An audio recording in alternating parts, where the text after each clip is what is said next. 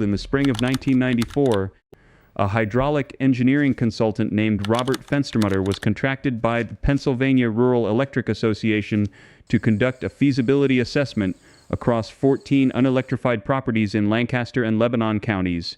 Properties whose owners had repeatedly declined grid connection offers and whose continued off-grid status the association needed documented for its rural electrification coverage, reporting to the Pennsylvania Public Utility Commission. Fenstermacher had spent 16 years designing municipal water supply systems, irrigation infrastructure, and small hydroelectric installations across rural Pennsylvania. He understood water and what it could do mechanically better than most engineers working in the state at that time. His job on this particular contract was straightforward. Visit the properties, document their power situation, confirm that grid connection was technically feasible for each one, file the report. He visited 11 of the 14 properties without incident: standard Old Order Amish farms, kerosene lighting, hand-pumped water, animal-powered field equipment. Exactly what the association's records indicated, the 12th property stopped him completely. It was a 140-acre farm in Lebanon County with a creek running along its eastern boundary, a modest watercourse that Fenstermacher estimated at roughly 40 gallons per minute of flow based on a quick visual assessment. Nothing remarkable about the water resource. What was remarkable was what the farm's owner had installed in that creek 12 years earlier, using salvaged cast iron pipe fittings, a modified well pump cylinder, and a wooden accumulator box that Fenstermacher almost mistook for a livestock watering trough. It was a hydraulic ram pump driving a Pelton wheel generator. The complete installation had cost the farmer approximately $80 in purchased hardware in 1982. It had been generating continuous electrical output, measured by Fenstermacher's field instruments at 340 watts of sustained DC power, every hour of every day for 12 years without interruption, without fuel, without maintenance beyond an annual valve inspection, and without any connection to the Pennsylvania Rural Electric Association's grid. Fenstermacher filed his feasibility report. He noted the Lebanon County property as technically feasible for grid connection. He did not note the hydraulic installation in his official report at all. He told me years later that he did not include it because he could not think of a single honest argument for why that family needed what he had been sent to sell them.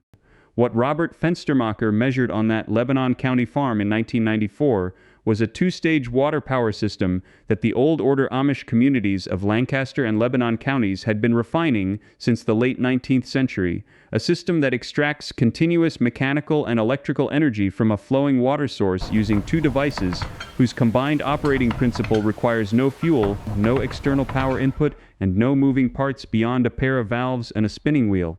The first stage is the hydraulic ram pump, a device that uses the kinetic energy of flowing water to pump a portion of that water to a height significantly greater than the original water source elevation without any external power input.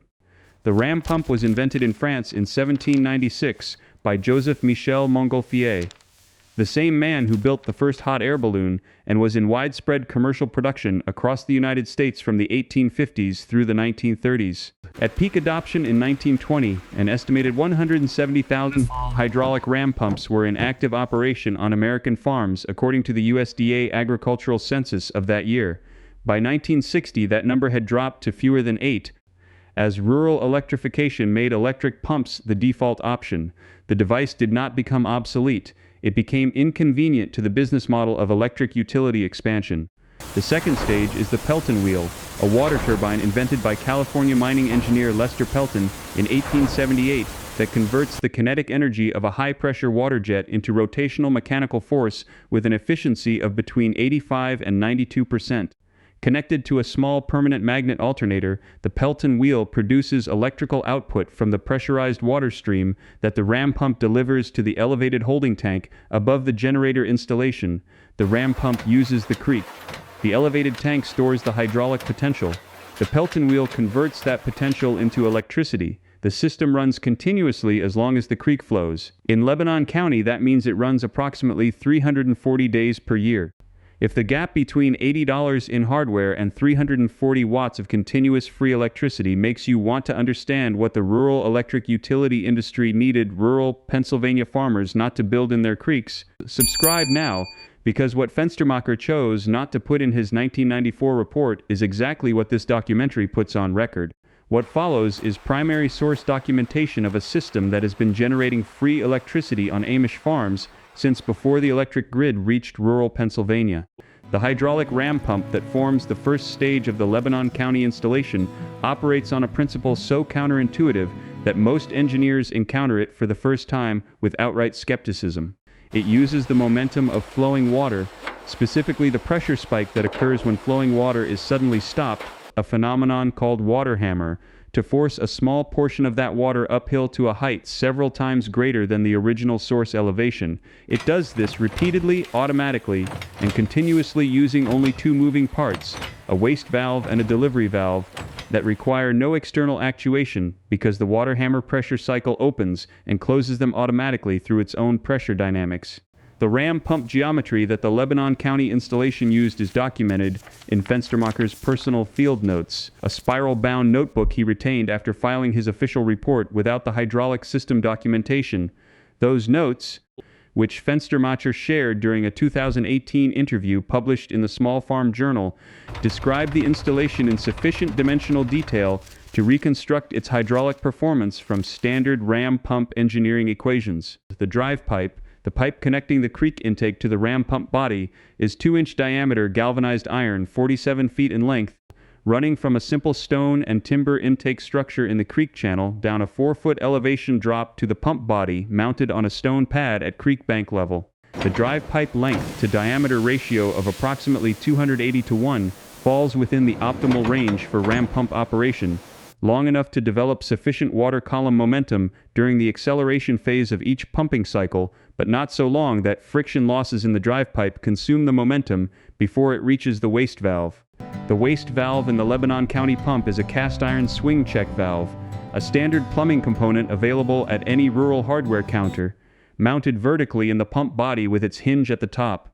During the acceleration phase of the pumping cycle, water flowing down the drive pipe passes through the open waste valve and discharges freely. As flow velocity increases, the drag force on the waste valve flap increases proportionally until it reaches the closing threshold, the velocity at which drag force exceeds the valve's gravity-held open weight. The valve snaps shut.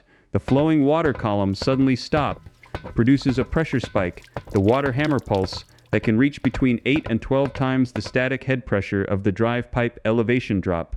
That pressure spike forces open the delivery valve, a second standard check valve mounted in the pump body above the waste valve, and drives a pulse of water up the delivery pipe to the elevated storage tank. The delivery pipe in the Lebanon County installation is 3/4-inch diameter galvanized iron running 180 feet from the pump body to a 500-gallon wooden storage tank mounted on a timber frame at an elevation of 62 feet above the pump body. The static delivery head of 62 feet produces a water pressure at the Pelton wheel inlet of approximately 26.8 psi, calculated from the standard 433 psi per foot of elevation relationship documented in the gravity water system investigation from our previous episode. The hydraulic performance of the Lebanon County ram pump system follows the standard Rankine efficiency equation for hydraulic ram pumps, which relates drive flow rate, drive head, delivery flow rate, and delivery head through a single efficiency coefficient. At the drive pipe dimensions and elevation drop Fenstermacher documented, the drive flow entering the pump body from the creek is approximately 12 gallons per minute. The delivery flow reaching the elevated storage tank is approximately 1.4 gallons per minute, a delivery-to-drive ratio of approximately 1 to 8.5, which corresponds to a Rankine efficiency of 61% for the Lebanon County installation geometry. That efficiency figure falls within the normal operating range for a properly constructed ram pump installation and confirms the hydraulic consistency of Fenstermacher's field measurements. At 1.4 gallons per minute of delivery flow, the 500-gallon storage tank reaches capacity from empty in approximately 6 hours of continuous pump operation. The Pelton wheel draws from the storage tank through a 1-2-inch nozzle at the tank base, a brass nozzle with an adjustable needle valve that controls the jet velocity entering the wheel. At 26.8 psi of static tank pressure, the jet velocity through a 1-2-inch nozzle is approximately 28 feet per second. The Pelton wheel diameter in the Lebanon County installation is 14 inches, a dimension Fenstermacher sketched in his field notes with a measurement reference to the farmer's forearm span. A 14-inch Pelton wheel running at optimal speed ratio for a 28 feet per second jet produces approximately 340 watts of mechanical shaft output, matching Fenstermacher's electrical measurement to within the accuracy of his field instruments. The permanent magnet alternator connected to the Pelton wheel shaft is a salvaged automotive alternator, the same 12-volt DC generator used in standard vehicle charging systems, modified with its internal voltage regulator bypassed, and its field winding supplied with fixed external excitation current from a small battery maintained by the system's own output. The alternator produces between 280 and 360 watts of DC electrical output depending on shaft speed, which the farmer regulated through the Pelton wheel needle valve adjustment. The state-level permitting structure that extends regulatory reach to installations the size of the Lebanon County system varies by state but follows a consistent pattern in the Mid-Atlantic region. Pennsylvania's Dam Safety and Encroachments Act requires a permit for any structure placed in or across a watercourse, including intake structures for hydraulic ram pump installations. The permit application requires an engineering study of downstream flow impact, a survey of the watercourse, and a review fee. The valve timing adjustment that increases ram pump Rankine efficiency by 15% over the standard commercial valve configuration is not a mechanical modification to the valve itself. It is a weight adjustment, a small addition of mass to the waste valve flap that changes the closing threshold velocity of the valve and therefore changes the timing of the water hammer pulse within the pumping cycle. Understanding why this matters requires understanding what happens to ram pump efficiency when the waste valve closes too early or too late relative to the optimal momentum development point in the drive pipe flow acceleration phase.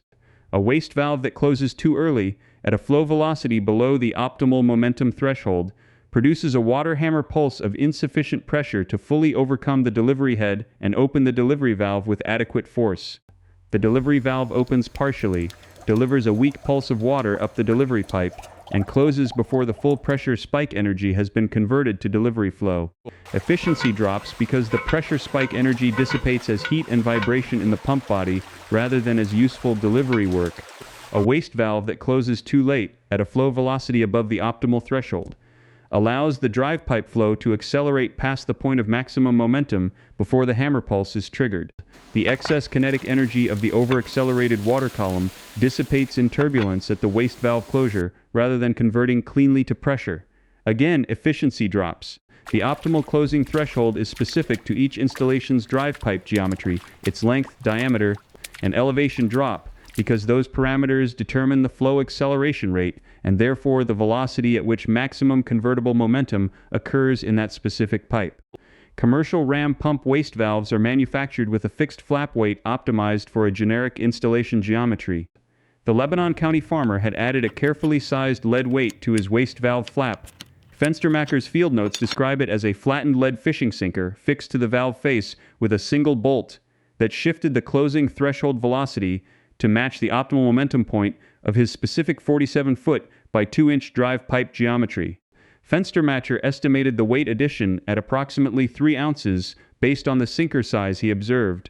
He calculated in his personal notes that this 3-ounce addition shifted the waste valve closing threshold from approximately 2 to 8 feet per second, the factory default for the cast iron valve body used, to approximately 4 feet per second, the theoretical optimal closing velocity for the Lebanon County drive pipe parameters as calculated from standard water hammer momentum equations.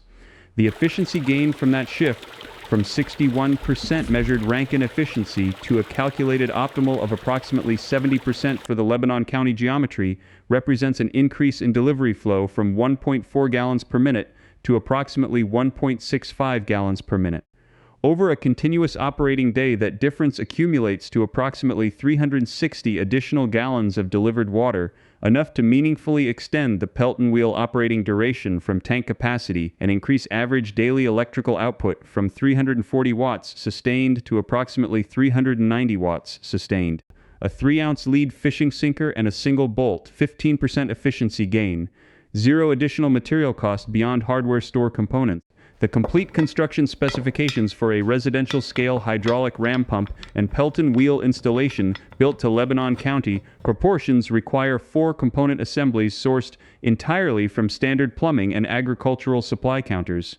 The creek intake structure is a simple stone-lined diversion pool, a shallow excavation beside the creek bank lined with flat fieldstone, connected to the creek flow through a 2-inch diameter intake pipe fitted with a fine mesh screen to exclude debris. The drive pipe is standard 2-inch galvanized iron threaded pipe in 10-foot sections, assembled with standard couplings, running from the intake structure to the pump body at the calculated elevation drop required for the target delivery head. The pump body is assembled from standard 2-inch and 3/4-inch galvanized fittings, a T-body, 2 swing check valves, a pressure chamber constructed from a capped pipe nipple on the delivery side to cushion the water hammer pulse, and the weighted waste valve modification described above.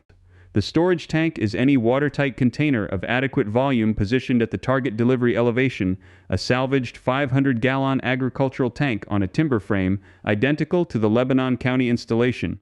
Total material cost at current plumbing supply pricing for a complete installation producing equivalent output to the Lebanon County system, between $75 and $110 depending on drive pipe length required by site topography and whether the storage tank is salvaged or purchased.